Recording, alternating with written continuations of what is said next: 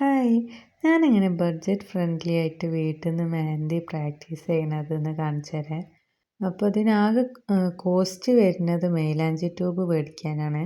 അതുതന്നെ ഞാൻ റീഫില്ല് ചെയ്തിട്ടാണ് ഒരു 2-3 തവണ റീഫില്ല് ചെയ്തിട്ടാണ് ഉപയോഗിക്കുന്നത്. അപ്പോൾ ഇതിനാവശ്യമുള്ളത് നമുക്കൊരു അടുപ്പുള്ളൊരു പാത്രം വേണം, പിന്നെ മൈലാഞ്ചി ട്യൂബ്, പിന്നെ ഒരു കട്ടിയുള്ളൊരു കാർഡ്, പിന്നെ മെയിനായിട്ട് വേണ്ടത് അത് നമുക്ക് ഇടാനുള്ളൊരു ബേസാണ്.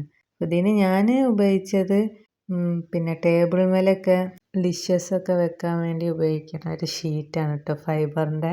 അപ്പോൾ അത് വെച്ചിട്ടാണ് ഞാൻ പ്രാക്ടീസ് ചെയ്യണത്. നമ്മൾ ഇങ്ങനെ പ്രാക്ടീസ് ചെയ്തുകൊണ്ടേയിരിക്കുക, എന്നാലേ നമ്മളെ ഡിസൈൻസൊക്കെ നല്ല പെർഫെക്റ്റ് ആവുള്ളൂ.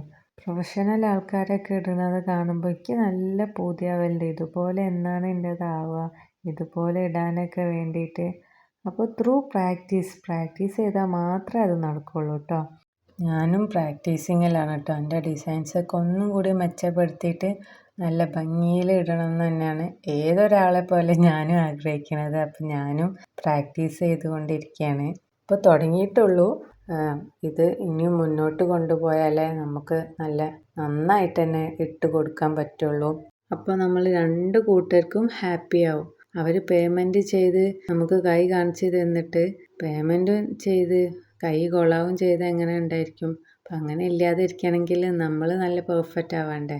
മൈലാഞ്ചി ഇട്ടതിൻ്റെ ശേഷം ഇതുപോലെ ഞാൻ ഇട്ട മൈലാഞ്ചി അതിൽ നിന്ന് വൈപ്പ് ചെയ്തെടുക്കും.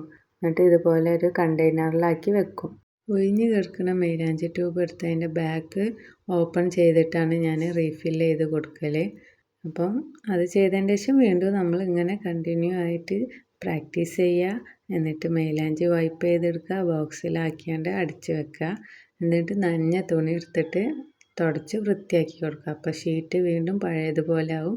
വീണ്ടും പ്രാക്ടീസ് ചെയ്യുക. അപ്പോൾ നമ്മൾ ഇത് ചെയ്യുമ്പോൾ ശ്രദ്ധിക്കേണ്ട ഒരു കാര്യം വെച്ചാൽ കൈ വൃത്തികേടാവും. ഗ്ലൗസ് എന്തെങ്കിലും ഇടുക. അത് പ്രോപ്പറായ രീതിയിലല്ല ചെയ്യണമെന്നുണ്ടെങ്കിൽ നമ്മൾ വീട്ടിലുള്ള സാധനങ്ങൾ ഉപയോഗിച്ചൊക്കെ ചെയ്യല്ലേ. അപ്പം ഗ്ലൗസ് എന്തെങ്കിലും ഉണ്ടെങ്കിൽ അതും കൂടി നിങ്ങൾ ഇട്ടാൽ കൈ സൂപ്പറായിരിക്കും, അല്ലെങ്കിൽ വൃത്തികേടാവും. പിന്നെ പ്രത്യേകം ശ്രദ്ധിക്കേണ്ട കാര്യം, നമ്മുടെ എടുത്ത് വെച്ച് മൈലാഞ്ചി കുറച്ചൊക്കെ ഡ്രൈ ആയിട്ടുണ്ടായിരിക്കും. അപ്പോൾ അതിൽ 1-2 വെള്ളത്തുള്ളികളൊക്കെ ഇറ്റിച്ച് മിക്സ് ചെയ്ത് വെക്കുക. അല്ലെങ്കിൽ വേണമെങ്കിൽ വീണ്ടും 1-2 തുള്ളിയും കൂടി ഇറ്റിച്ചിട്ട് മിക്സ് ചെയ്യുക. പിന്നെ മിക്സ് ചെയ്ത് സ്മൂത്ത് ആയതിൻ്റെ ശേഷം വേണം റീഫിൽ ചെയ്ത് കൊടുക്കാൻ. ഇങ്ങനെ ചെയ്താൽ നമുക്ക് മൈലാഞ്ചി വാങ്ങുന്ന കോസ്റ്റ് കുറയ്ക്കാൻ പറ്റും. വീണ്ടും റീഫിൽ ചെയ്ത് ഉപയോഗിക്കുകയാണെങ്കിൽ 1-2-3 പ്രാവശ്യമൊക്കെ ചെയ്യാം.